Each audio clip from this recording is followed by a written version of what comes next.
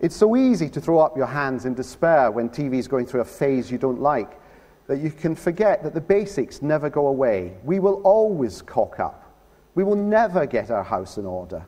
Because thankfully, it's human beings that make television programs, and thankfully too, it's human beings that watch them. And human beings are illogical and irrational and unfair. The public likes Gordon Brown because he wasn't Tony Blair, and now they hate him because he's not Tony Blair.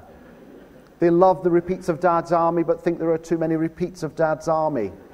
They like reality and Big Brother until they decide they don't. They like the BBC until they don't.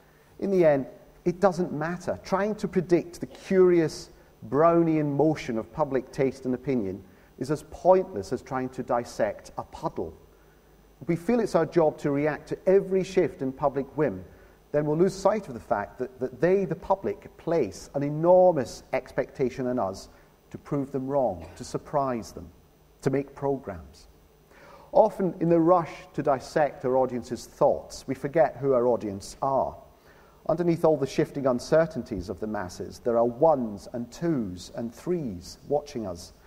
The fragmentation of audiences into individuals, the lone pensioner, the kids in their bedroom, the person with a laptop, someone looking at their mobile, this doesn't spell the end of the viewing experience, but it merely stresses all the more how special and important the relationship is between broadcaster and viewer.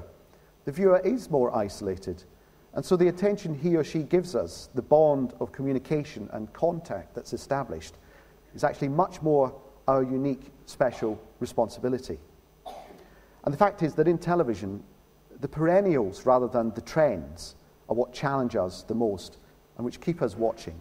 The good story well told, the event recorded well and commented upon expertly, the funniest show.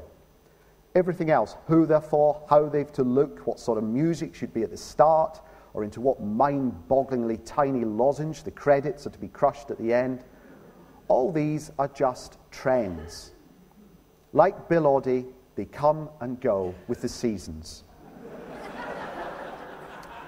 Every now and then, someone comes along and says the golden age of TV is over, those glorious days in the 70s, the days of Come Dancing and Doctor Who and Minder and the Banana Splits is over.